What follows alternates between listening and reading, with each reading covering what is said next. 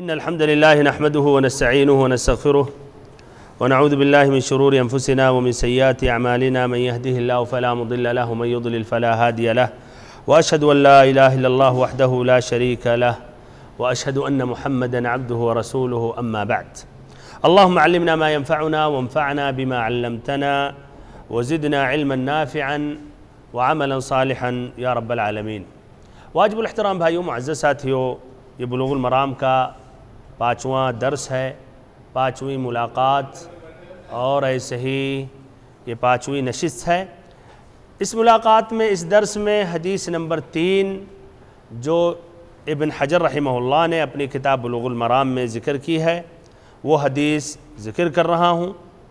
پھر اس کے بعد جس طرح کہ آپ یہ ترتیب اور منہج سمجھ گئے ہیں، اس کا موضوع کیا ہے یہ بیان کروں گا، پھر ترجمہ اور پھر راوی جو ہیں ان کے بارے میں مختصر سا ترجمہ اور ان کے متعلق وضاحت کرنا، پھر حدیث کی تخریج اور اس کا درجہ کیا ہے، صحیح ہے یا صحیح نہیں ہے، پھر حدیث میں جو اہم الفاظ ہیں جن الفاظ کی وضاحت کرنے کی ضرورت ہے وہ وضاحت کروں گا، پھر آخری میں حدیث کا جو فقہ مستنبط ہے، جو احکام اس سے لیے جاتے ہیں، سیکھے جاتے ہیں، وہ بیان کروں گا۔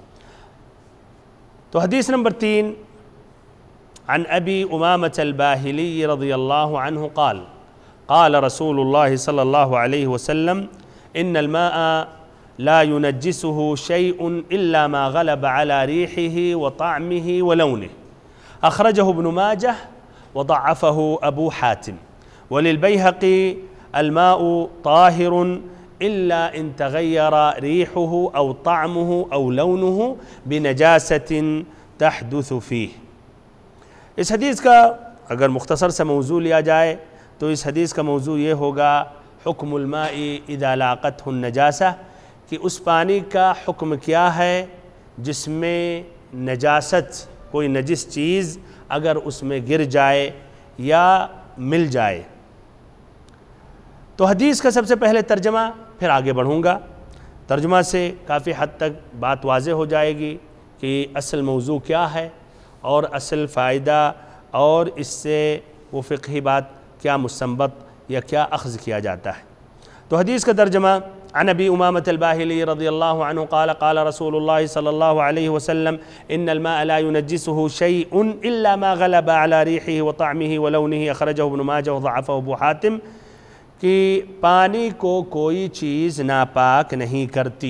ان الماء لا ينجسه شيء، پانی کو کوئی چیز ناپاک نہیں کرتی، الا ما غلب على ريحه وطعمه ولونه، الا یہ کہ پانی پر اس ناپاک و پلید چیز کی بو، ذائقہ اور رنگت غالب آ جائے۔ الا کی کیا؟ پانی پر کوئی نجس چیز سے اس نجس چیز کی بو، ذائقہ اور رنگت غالب آ جائے۔ اس حدیث کی روایت ابن ماجہ نے کی ہے اور ایسے ہی ابو حاتم نے اس حدیث کو کہا ضعیف ہے، حدیث ضعیف ہے۔ وللبیہقی، ابن حجر رحمہ اللہ فرماتے ہیں کہ البیہقی کی روایت ان الفاظ میں ہے۔ بعد میں پوچھوں گا کہ کیا فرق ہے، کیوں آخر میں ابن حجر نے جب ایک روایت ذکر کی تو پھر ایک دوسری روایت کیوں بیان کی؟ وہ ایک ہی حدیث سے کی ہے، دوسرے الفاظ کیوں اسی حدیث کے بیان کیے جو امام بیہقی نے اپنی السنن میں یہ تخریج کی ہے، روایت کی ہے؟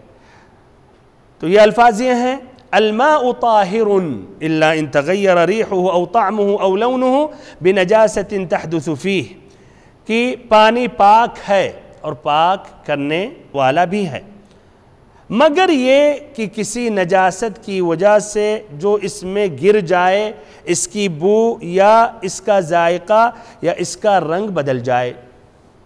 غور کریں، یا کا لفظ ادھر آیا، پھر سے ایک مرتبہ ترجمہ الماء طاہر، پانی پاک ہے، الا ان تغیر ریحہ او طعمہ او لونہ بنجاست تحدث فیہ، مگر یہ کہ کسی نجاست کی وجہ سے جو اس میں گر جائے، اس کی بو یا اس کا ذائقہ یا اس کا رنگ بدل جائے۔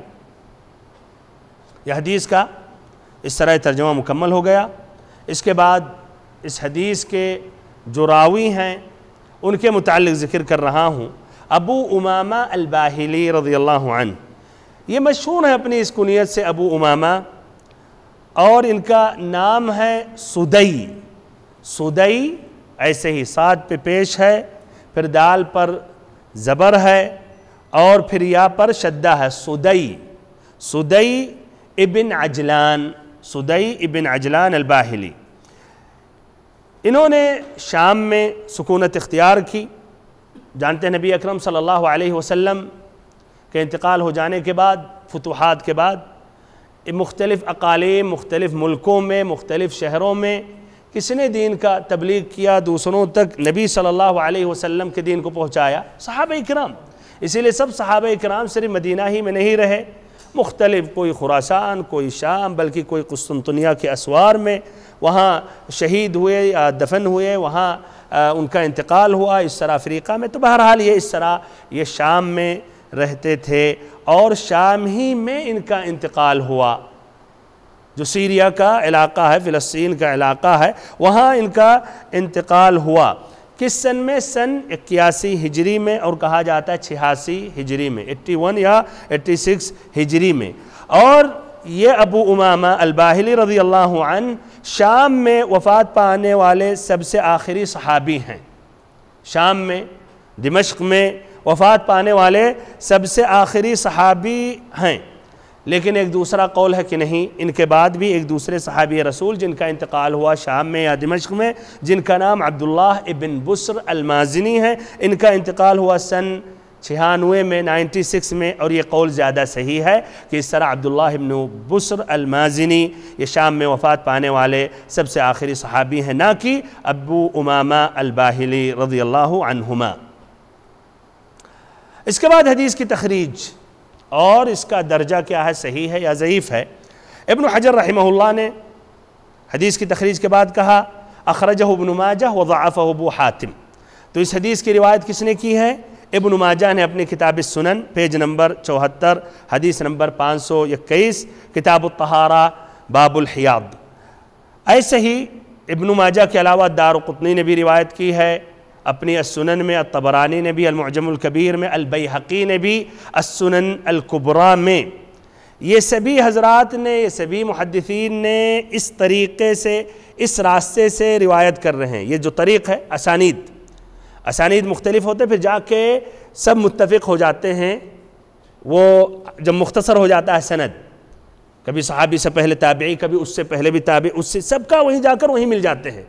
سب مختلف راستوں سے جاتے ہیں، پھر سب کا راستہ ایک ہو جاتا ہے جو نبی صلی اللہ علیہ وسلم تک یہ سند پہنچتا ہے۔ تو یہ سبھی حضرات یا سبھی محدثین روایت کرتے ہیں اپنی اپنی اسانید سے، اور جا کر پھر اس طریق میں اتفاق کرتے ہیں یا مل جاتے ہیں سبھی، جو ہے رشدین ابن سعد ابی الحجاج جو روایت کرتے ہیں معاویہ ابن صالح سے، جو روایت کرتے ہیں راشد ابن سعد سے، جو روایت کرتے ہیں ابو امامہ الباہلی رضی اللہ عنہ سے، جو نبی صلی اللہ علیہ وسلم سے مرفوعاً روایت کرتے ہیں۔ اور یہ الفاظ ابن ماجہ کے ہیں، اور محدثین کے کچھ اور الفاظ ہیں، وہ تفصیل میں نہیں جاؤں گا۔ اب یہ تخریج کے بعد یہ حدیث صحیح ہے یا ضعیف ہے؟ کیا رائے ہے؟ حدیث صحیح ہے یا ضعیف ہے؟ اگر غور سے آپ سن رہے ہوں گے تو جواب دے سکتے ہیں۔ حدیث صحیح ہے یا ضعیف ہے؟ اخرجہ ابن ماجہ وضعفہ ابو حاتم۔ اس حدیث کی روایت ابن ماجہ نے کی ہے اور ابو حاتم نے ضعیف قرار دیا، تو یہ حدیث کیا ہے؟ ضعیف ہے۔ تو یہ حدیث ضعیف ہے۔ کیوں ضعیف ہے؟ اس لیے اس اسناد میں رشدین ابن سعد ابو الحجاج ہے، اور ابھی میں نے کہا تمام محدثین اپنی اسانید سے روایت کرتے ہیں اور سب جا کر اسی طریق سے ملتے ہیں یا وہاں تک پہنچتے ہیں۔ سبھی آخری میں جا کے رشدین ابن سعد ابو الحجاج سے روایت کرتے ہیں، جو معاویہ ابن صالح سے کرتے ہیں، جو راشد ابن سعد جو ابو امامہ سے روایت کرتے ہیں، جو نبی صلی اللہ علیہ وسلم سے۔ رشدین ابن سعد ابو الحجاج، ان کو امام احمد نے، ابو زرعہ، ابو داود، الدارقطنی، ان کے علاوہ بھی اور محدثین نے کہا ضعیف ہیں، بلکہ ابو حاتم نے کہا منکر الحدیث۔ منکر الحدیث یہ اور سمجھے ضعیف سے بھی زیادہ مزید اس میں شدت ہے کہ ضعیف ہے، جن کی حدیث یعنی مزید کہہ سکتے ہیں شدید الضعف تک بھی پہنچ سکتی ہے۔ ہاں، منکر الحدیث، ان کے حدیث میں مناکیر ہوتے تھے۔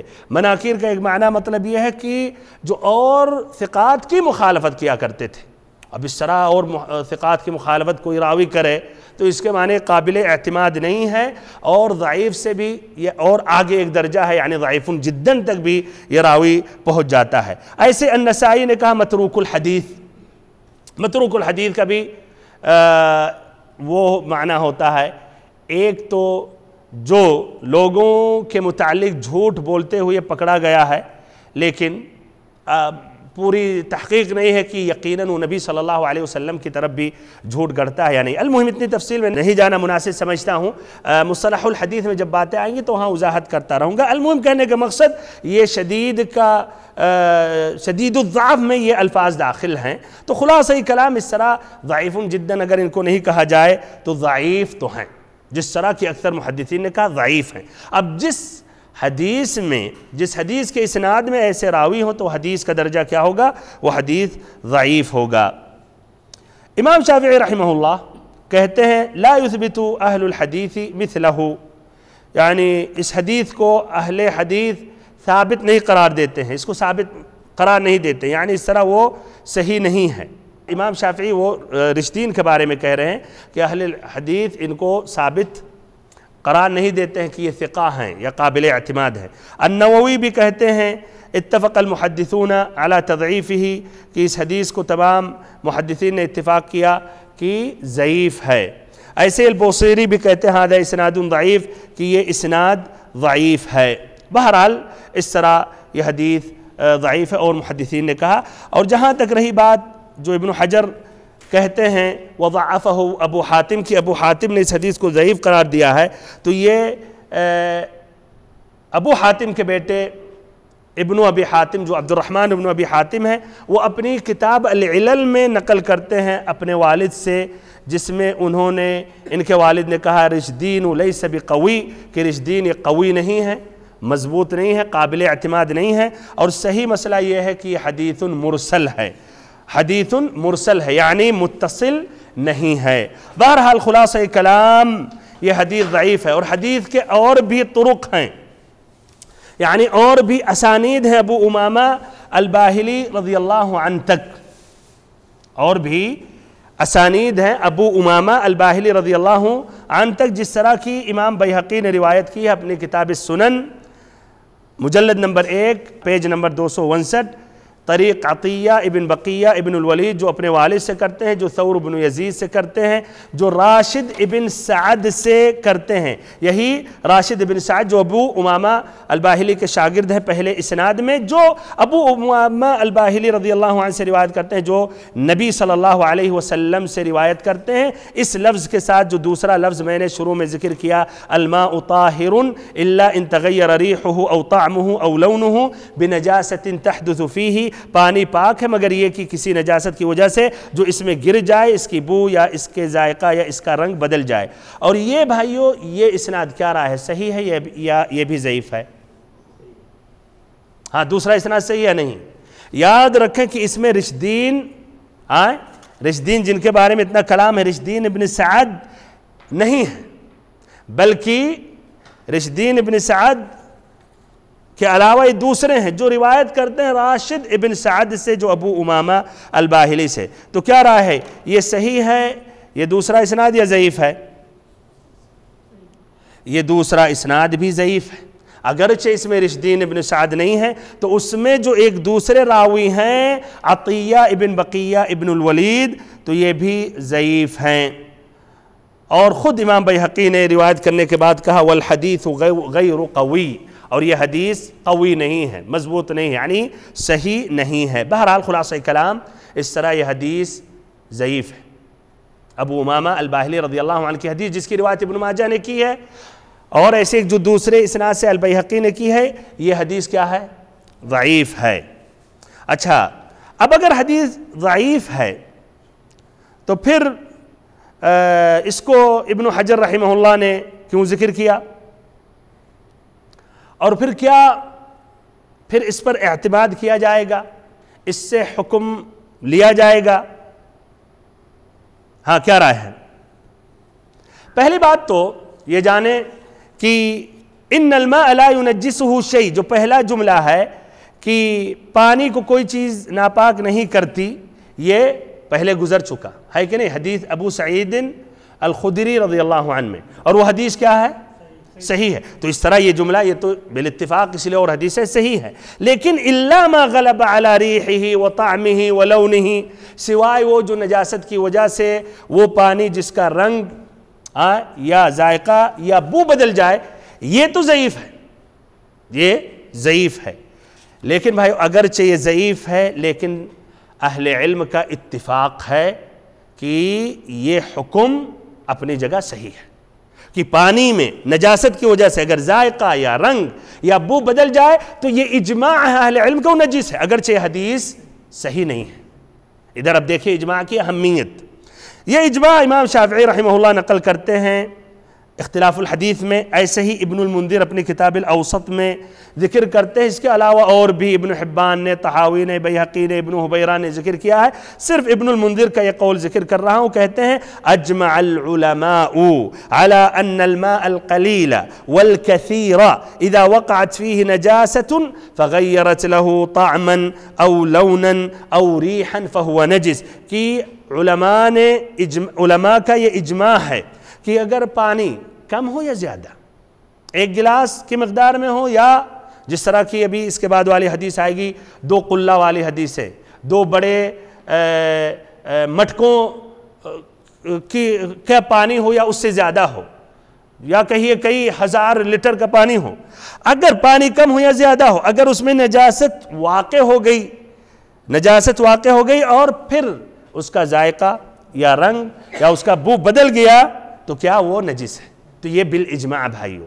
تو اس طرح ابن حجر رحمہ اللہ نے حدیث ذکر کیا، حدیث ضعیف ہے لیکن یہ حدیث کو سپورٹ ملا کس سے؟ الاجماع سے۔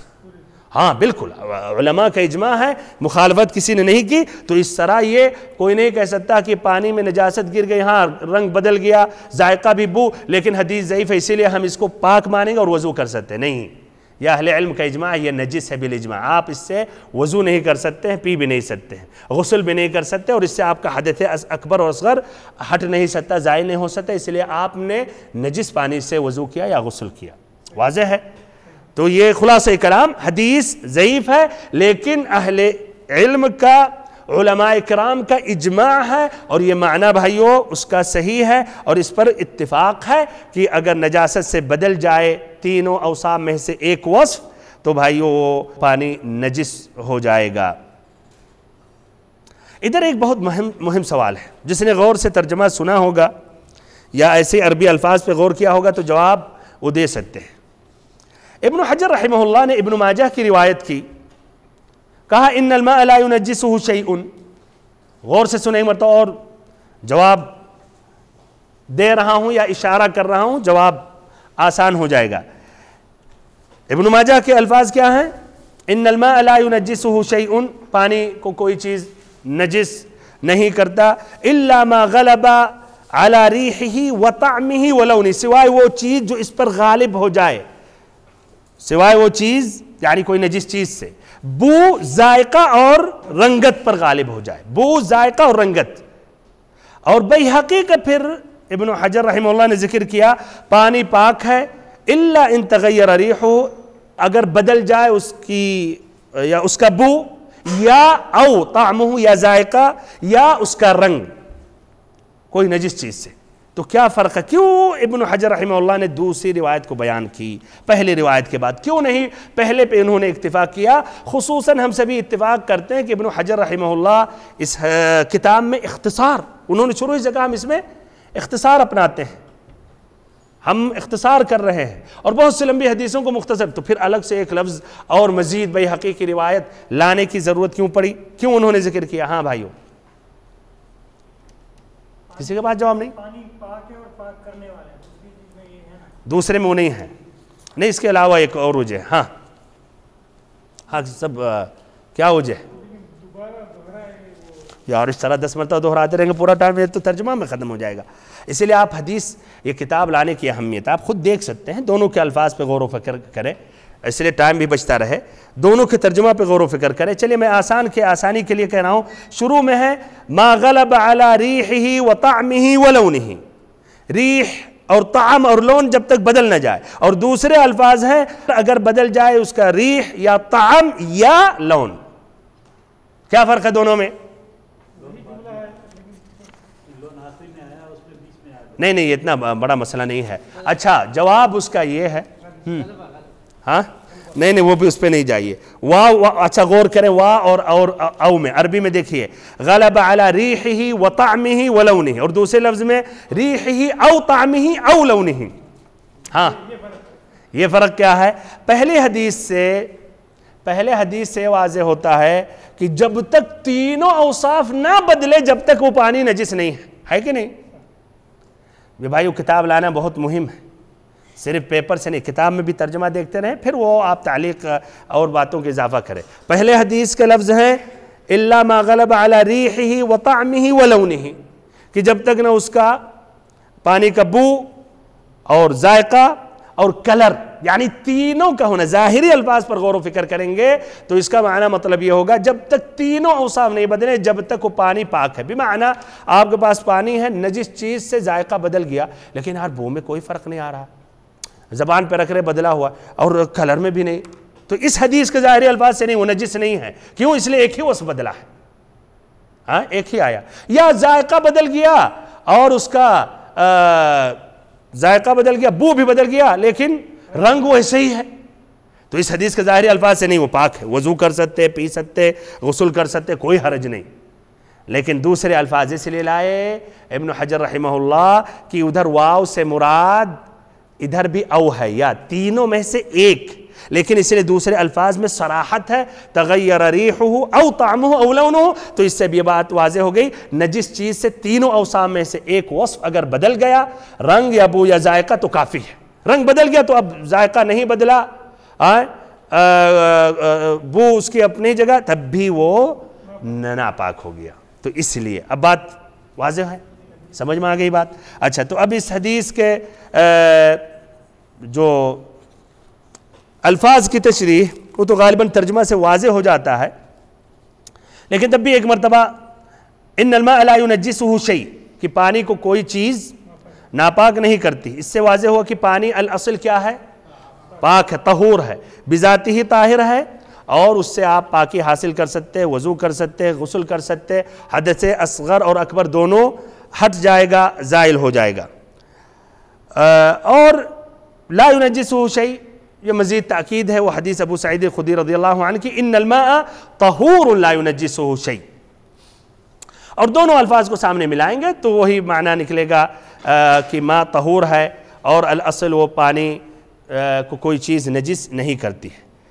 لا ينجسه شيء الا ما غلب یہ ما عربی اعتبار سے یہ موصوفہ ہے بمعنی شیء یعنی مگر ایسی نجاست یا موصولہ بمعنی الذی ہے. غلبہ الا ما غلبہ یعنی ان تینوں اوصاف میں سے کسی کو تبدیل کر دے تغیرہ اور اس میں بدلاوا آ جائے بدل جائے ان تینوں اوصاف کی وجہ سے. اب حدیث میں جو احکام مستنبط ہیں وہ ذکر کر رہا ہوں جو فقہی مسائل. تو پہلا فائدہ یہ ہے پہلا فائدہ کیا ہے بھائیو؟ پہلے جملہ سے ان الماء لا ينجسه شيء کیا پہلا فائدہ اخذ کیا جاتا ہے؟ الاصل پانی پاک ہے. یعنی اگر ہمارے اور آپ کے سامنے ایک پانی آیا کسی بھی برتن میں رکھا ہوا ہے یا کسی یا کہیے زیادہ ہے یا کم ہے تو الاصل قاعدہ کے اعتبار سے پاک ہے یا ناپاک ہے؟ پاک ہے. اب جو کہے گا ناپاک ہے اسے ثابت کرنی ہوگی کہ یہ تو نجس چیز سے دیکھو ذائقہ اس کا بدلا ہوا ہے یا رنگ بدلا ہوا ہے نجس چیز سے یا اس کی بو بدلی ہوئی. اگر یہ نہیں ہوا یہ ایسا کوئی بھی وصف نہیں بیان کر سکا یہ شخص تو الاصل وہ چیز کیا وہ پانی پاک ہے. تو الاصل پانی پاک ہے اور اس کا حکم ہے کہ ماء طہور ہے اور بذات ہی پاک ہے اور اس سے پاکی حاصل کر سکتے ہیں. اور اسے کب کہا جائے گا کہ پانی نجس ہے؟ جب کوئی نجس چیز اس میں گر جائے اور پھر اس کا رنگ یا اس کا ذائقہ یا بو بدل جائے پانی کم ہو یا زیادہ. اس حدیث سے یہی یہ فائدہ اخذ کیا جا رہا ہے. اب اگر آپ سوال کریں کہ پہلی جو حدیث ابو سعید خدری رضی اللہ عنہ کی جو صحیح ہے، ان الماء طہور لا ينجسہ شیء، تو علی اطلاق ہی ہے کہ پانی پاک ہے، کوئی چیز اسے نجس نہیں کرتی ہے، یہ تو مطلق ہے۔ تو آپ نے کہاں سے کہا کہ اگر نجس چیز سے ذائقہ یا بو یا رنگ بدل جائے؟ کہاں سے لائے ہیں؟ کہاں سے لیا گیا بھائیو؟ کہاں سے ہم نے اس کو قید کیا، اس مطلق کو مقید کیا؟ یہ عام جو الاصل پانی پاک ہے، کہاں سے ہم نے پھر یہ کر دیا تقید کہ نہیں پاک ہے لیکن اگر نجس چیز سے؟ یہ کہاں سے لیا گیا؟ کہاں سے؟ بہت صحیح، ماشاءاللہ ماشاءاللہ۔ ہم سمجھ رہے تھے ابھی کہیں گے حدیث، پھر کہا جائے گا، اس کا جواب دیا جائے گا کہ وہ تو حدیث ضعیف ہے، لیکن آپ پھر جواب دیا جائے گا کہ اجماع سے۔ بالکل، تو اس سے بھی کہہ سکتے ہیں یہ حدیث سے، ابو امامہ الباہلی رضی اللہ عنہ کی حدیث سے، اگرچہ وہ ضعیف ہے لیکن اجماع سپورٹ اس کا کر رہا ہے، تو آپ کہہ سکتے ہیں اجماع سے۔ تو خلاصہ کلام، پہلا فائدہ کیا ہے کہ الاصل پانی پاک ہے، کوئی بھی پانی کم ہو یا زیادہ پاک ہو، اس کو ہم کب کہیں گے پاک سے یہ ناپاک ہو گیا؟ اگر نجس چیز سے ذائقہ یا کلر یا اس کا بو بدل جائے۔ یہ پہلا فائدہ۔ دوسرا فائدہ جو ہے، یہ دوسرا جو فقہی مسئلہ پہلے میں ابھی ذکر کر دیا ہوں میں، لیکن مزید تاکید کے لیے وہ فائدہ یہ ہے کہ اگر پانی کا رنگ یا ذائقہ یا بو نجس چیز سے بدل گیا واضح طور پر، تو پھر وہ طہوریت سے پاک سے وہ ناپاک میں اس کا حکم منتقل ہو جائے گا۔ اور اگر اس کے اندر بھی تفصیل ہے، اگر کچھ لوگوں نے کہا بدلا ہوا اور لوگوں نے کہا نہیں بدلا، تو کیا کیا جائے گا؟ تو نہیں، تو کچھ لوگوں کی بات ادھر، اگر ان کے اندر وسوسہ شک کی قسم کا نہیں ہے تو ان کی بات کو ترجیح دی جائے گی، ترجیح جائے۔ اگر کچھ لوگ، جس طرح کی رمضان داخل ہوا، اگر کچھ لوگوں نے دیکھا اور باقی لوگوں نے نہیں دیکھا تو کیا رائے؟ کہیں گے نہیں، جب تک سب نہیں دیکھیں، ایک آدمی بھی دیکھ لے اگر وہ قابل اعتماد ہے، شکی نہیں ہے، وسوسہ نہیں ہے ایسا، تو آپ مانیں گے۔ تو ایسے ادھر بھی اگر ایک آدمی قابل اعتماد سے کہا یار یہ تو ذائقہ بدلا ہوا ہے، لیکن آپ کہیں یار نہیں بدلا ہوا ہے، لوگ اس میں بھی فرق، تو اس کی بات مانی جائے گی، اللہ کی شک کی قسم کا آدمی ہو تو ادھر اس کی بات کا کوئی اعتبار نہیں ہے۔ تیسرا فائدہ، تیسرا حکم یہ ہے کہ پانی کی کتنی قسمیں ہیں؟ دو قسمیں۔ کیا رہا ہے؟ دو قسمیں ہیں نا۔ نمبر ایک، پانی کا پہلی قسم کیا؟ طہور، جو اردو ہم کہتے ہیں پاک، اور دوسری قسم نجس، جو ناپاک۔ صحیح مسئلہ یہی ہے کہ پانی کی دو قسمیں ہیں، اور یہ کہ دو قسمیں ہیں، یہ شیخ الاسلام تیمیہ رحمہ اللہ بھی اس کے قائل ہیں، ایسے ہی اور بڑے بڑے ائمہ اس میں شیخ بن باز رحمہ اللہ اور بقیت علماء پر اللہ کا رحم ہو، یہ کہ دو قسم ہیں۔ لیکن ایک قول یہ ہے اور فقہی کتابوں میں موجود ہے کہ پانی کی کتنی قسمیں ہیں؟ یہ تو دو کی بات ہی ہے، لیکن اور انہوں نے ہاں کتنی کہا؟ تین قسمیں کہا۔ پہلے قسم چلی یہی دونوں، پاک اور ناپاک، تو ایک تیسری قسم وہ کہاں سے لائے؟ وہ کیا ہو سکتی ہے؟ ہاں، شک والے نہیں، شک کبھی دونوں میں سے ایک اختیار کرنا ہوگا نا، الاصل پاک مانا جائے گا، اللہ کی کوئی ثابت کر دے تو ناپاک میں ہو جائے گا، تو دو ہی باقی ہے، تو تیسری کہاں سے لائے؟ ہاں چلیے، تیسرا وہ کہتے ہیں پہلے قسم طہور جو بذات ہی پاک ہے، اور دوسرا بھی، اور آپ بھی پاکی حاصل کر سکتے ہیں، اور دوسرا کہتے ہیں طاہر، طاہرٌ بذات ہی، لیکن وہ آپ اس سے پاکی حاصل نہیں کر سکتے، اور نمبر تین نجس۔ طہور کی مثال عام جو پانی جو پاک اور صاف ہے یہ طہور کہتے ہیں، اور نجس واضح ہے جس میں سے تینوں اوصاف میں سے ایک وصف نجاست سے بدل جائے۔ طاہر کس کو کہتے ہیں؟ جیسے کیا کوئی مثال دے سکتا؟ جیسے استعمال کرنے کے بعد نہیں، اس سے بھی واضح، ہاں یہ بھی الاصل یہ بھی پاک ہے اگر کوئی نجس نہیں ہے۔ اور دلیل نبی صلی اللہ علیہ وسلم کے پانی سے وضو کرتے تھے، ہاں جیسے ہاں جیسے کہ آپ پانی گرم کیے، اس میں لپٹن ڈال دیے، چائے ڈال دیے، تو کہتے ہیں یہ پانی طاہر ہے، یہ پاک ہے نہیں، لیکن کیا آپ اس سے وضو کر سکتے؟ چائے سے نہیں کر سکتے، تو یہ کہتے ہیں یہ مثال ہے۔ لیکن حقیقت میں بھائیو یہ تقسیم کرنا صحیح نہیں ہے، اس لیے جب اس میں آپ نے لپٹن ملا دیا یا چائے آپ نے ڈال دی تو وہ چائے اس کو کہتے ہیں، اس کو پانی کوئی نہیں کہتا ہے کہ نہیں؟ کلر بدل گیا، سب کچھ بدل گیا، اور اس کا نام ہی چائے ہے، اس کو کون کہتا ہے کہ یہ گرم پانی ہے، اس میں چائے ڈالی گئی ہے؟ کون ایسا بولتا ہے؟ سب کہیں گے ارے چائے لائیں آپ، دودھ والی چائے ہو گیا، تو اس کا پانی کے اوصاف سے اس کو باہر ہو گیا۔ یہ ہو سکتا ہے آپ کہیں اچھا مان لیں ایک ندی ہے یا ایک تالاب ہے اور ادھر پتے گر گئے اور کافی، جس سے اس کا رنگ بھائیو ہرا ہو گیا، تو کیا رہا ہے؟ یہ پانی کیا ہے؟ پاک ہے، طہور ہے یا طاہر؟ ہاں، اگر اس قول سے اگر کہا جائے، جو کہتے 3 قسمیں ہیں پانی کے، تو اس کے اعتبار سے اس کو طہور کہا جائے گا طاہر؟ ہاں طہور نہیں، طہور ہے تب بھی، وہ بھی اس سے نہیں، وہ اس لیے پانی کا رنگ بدلا ہے، ابھی بھی اس کو پانی کہا جائے، ان کے بھی حساب سے طہور ہے۔ طاہر کب کہا جائے گا؟ جس طرح کی پانی میں آپ نے دودھ ڈال دیا، مثلا پاؤڈر والا دودھ ڈال دیا، وہ دودھ ہو گیا، تو اس کو تھوڑی یہ کہتے ہیں کہ یہ طاہر ہے، لیکن یہ اس طرح تقسیم کرنا یہ صحیح نہیں ہے۔ تو خلاصہ کلام کہ پانی کی 2 قسمیں ہیں، ایک طہور جو پاک اور دوسری قسم نجس یعنی ناپاک۔ طہور جو ہے جو اپنی خلقت پر باقی ہے، حقیقت میں یا حکمن، حقیقت جیسے کنویں کا پانی، نل کا پانی، اور حکمن جو بھائیو مٹی سے کچھ اس کا کلر بدل گیا، مٹی پاک ہے، کوئی مشکل نہیں، یا پیڑ کے پتے سے بدل گیا کلر، تو وہ ابھی بھی حکمن وہ پاک ہے، اگرچہ اس کا رنگ بدلا ہے پاک چیز سے، تو اس میں حقیقت جو ہے وہ حقیقت سے منتقل نہیں ہوگا کہ پانی طہور سے دوسرے منتقل ہو گیا۔ اور نجس ہے وہ بھائی وہ پانی جس کا ذائقہ یا رنگ یا بو نجس چیز سے بدل جائے۔ اس کے بعد ایک اور مزید وضاحت کے لیے، یہ اصل حدیث سے ماخوذ نہیں ہے لیکن مزید یہ فائدے کے لیے ہے کہ نجس پانی کو کس طرح پاک کیا جائے۔ اگر آپ کوئی پانی نجس ہے اور اس سے فائدہ اٹھانا چاہتے ہیں تو کیسے پاک کیا جائے، اس کو کس طرح کب استعمال کر سکتے ہیں؟ جہاں نجاست اگر تینوں اوصاف اگر ختم کر دیا جائے، مثلا مزید اور پانی اگر ڈال دیے زیادہ تو خلاص، یا اگر سورج کی شدت سے وہ بدل گیا، وہ گرم ہو گیا، یا اس سے اگر بدل گیا اور یہ تینوں اوصاف اگر ختم ہو گئے تو کوئی حرج نہیں ہے۔ ایسے ہی اگر کیمیکل سے اگر جو آج کرتے ہیں یہ سب جو گھر کے جتنے پانی جاتے ہیں، ہاں کیمیکل کے وہ ڈال کر اس کو کیا پورا اس کی وہ اڑا دیتے ہیں، تو کیا وہ اور پھر اس طرح نہ اس میں ذائقہ ہوتا ہے نہ بو نہ ایسے ہی رنگ، نجس وہ پائی نہیں جاتی، تو کیا رائے ہے بھائی، اس سے وضو کر سکتے ہیں؟ ہاں کر سکتے ہیں۔ پی سکتے ہیں اگر اس میں نقصان اور ضرر نہیں ہے تو پی بھی سکتے ہیں۔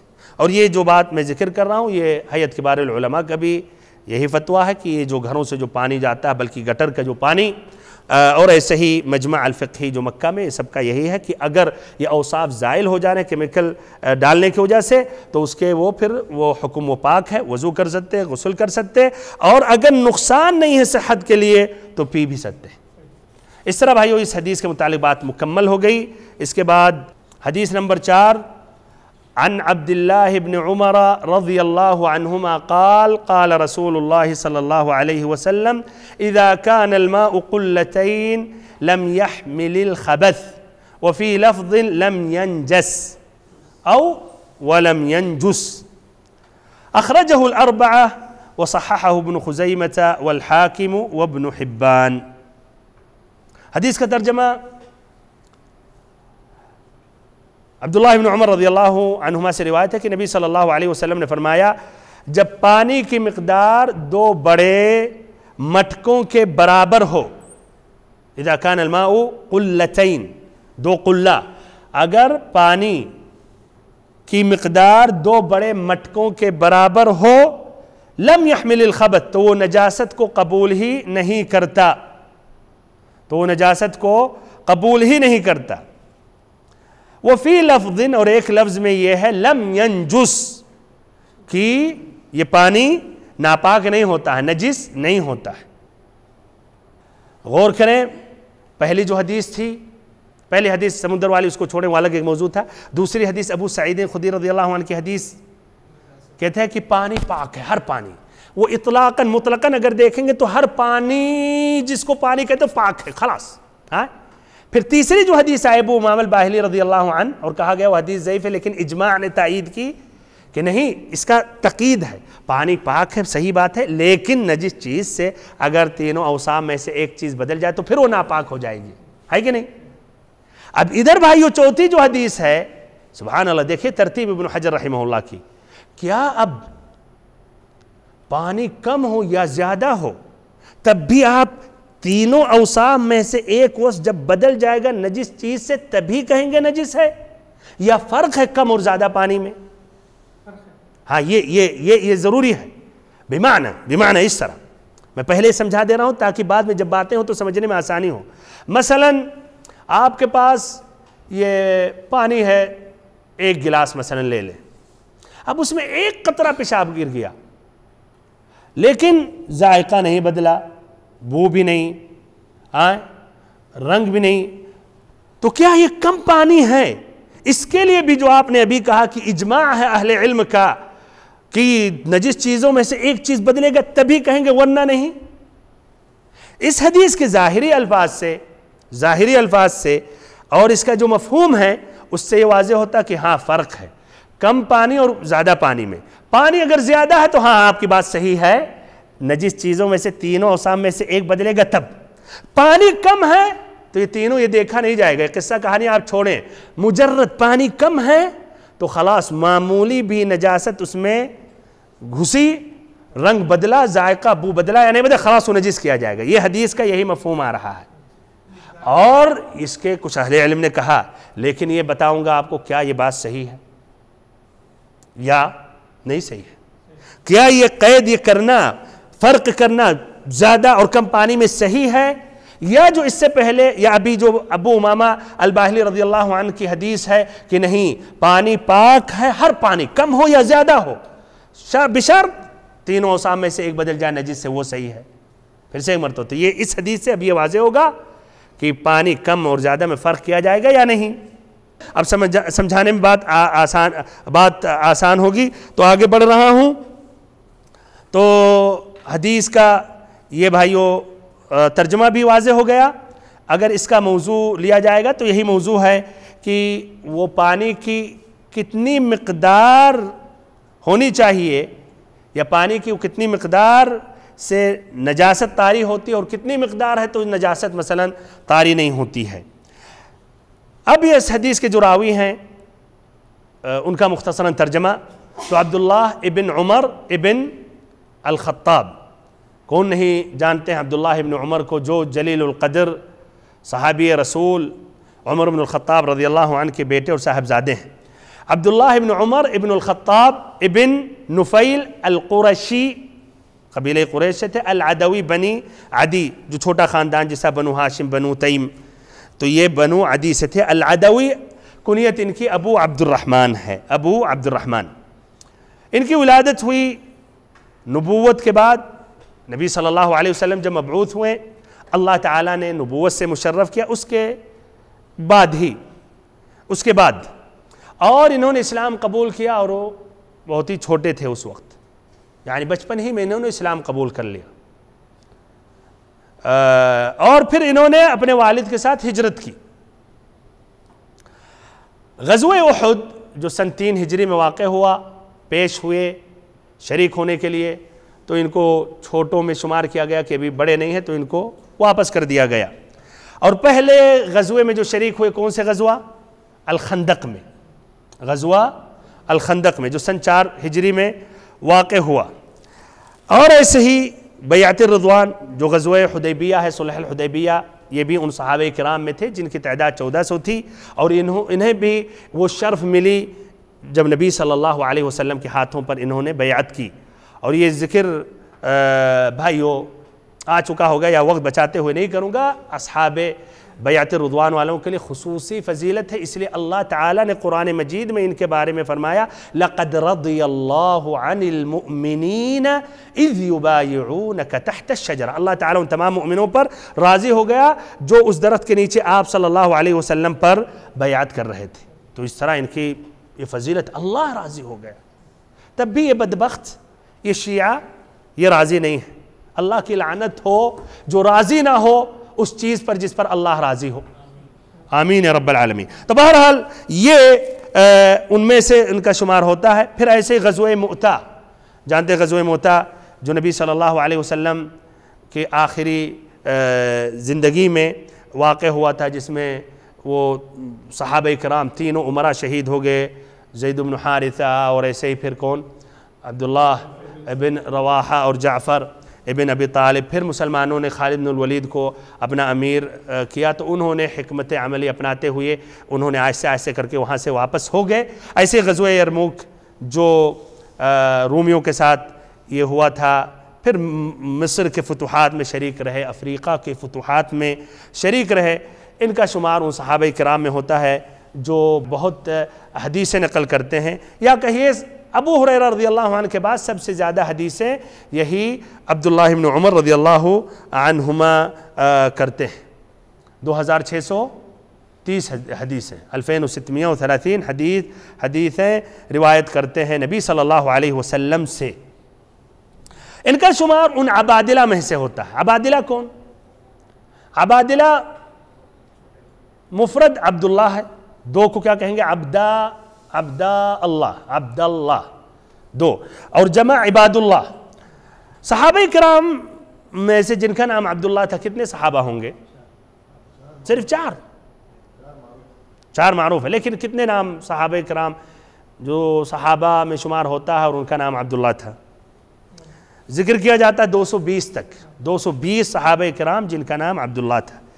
ان میں زیادہ مشہور یہ العبادلہ ہے، چار جن کا نام عبداللہ تھا، عبادلہ کہا جاتا ہے۔ ان کے لیے ایک امتیازی خصلت ہے، وہ کون ہے چار؟ ایک عبداللہ ابن عمر، نمبر 2 عبداللہ ابن مسعود نہیں، ابھی بیان کروں گا کیوں نہیں، عبداللہ ابن عباس، عبداللہ ابن الزبیر،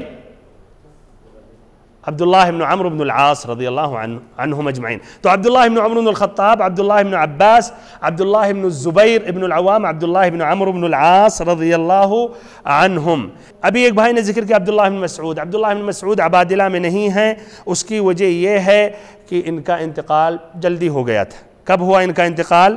سن 32 ہجری میں مدینہ میں۔ عبداللہ ابن مسعود رضی اللہ عنہ کو، یعنی عثمان بن عفان رضی اللہ عنہ کے عہد خلافت میں، اور یہ چاروں عبادلہ یہ ان کی عمر لمبی ہوئیں اور کافی عرصے تک رہے، اور لوگوں کو ان کے علم کی ضرورت پڑی، اسی لیے ان کو عبادلہ کا لقب ملا۔ اور کسی بھی مسئلے میں مضبوطی کے لیے کہ یہ عبادلہ نے کہا ہے، یہ عبادلہ کا فعل ہے، ایک قوت مل جاتی کہ یہ چاروں عبادلہ نے کہا ہے یا کیا ہے۔ تو اس لیے کہ یہ تاخیر سے ان کا انتقال ہوا، تو مثلا عبداللہ ابن عمر رضی اللہ عنہما کا انتقال 73 یا 74 میں ہوا، عبداللہ ابن عباس رضی اللہ عنہما کا انتقال طائف میں سن 68 میں ہوا۔ ایسے عبداللہ ابن زبیر رضی اللہ عنہ مکہ میں سن 73 میں، عبداللہ ابن ایسے ہی عمرو بن العاص رضی اللہ عنہ ان کا انتقال سن 63 میں مصر یا شام میں ہوا۔ تو یہ دیکھیں کافی تاخیر سے یہ ان کا انتقال ہوا اور لوگوں کو ان کے علم کی ضرورت پڑی، اسی لیے العبادلہ یہ لقب ان کو مل گیا۔ اچھا، بہرحال عمر بن الخطاب رضی اللہ عنہ یا عنہما، ان کی تاریخ، ان کی سیرت، یہ بھائیوں کافی اس میں اہمیت ہے، اس کو الگ سے یہ محاضرات میں بیان کرنا چاہیے اور پڑھنی چاہیے، لیکن اختصاراً یہ ان کے بارے میں ذکر کر کے اپنی بات ختم کر رہا ہوں۔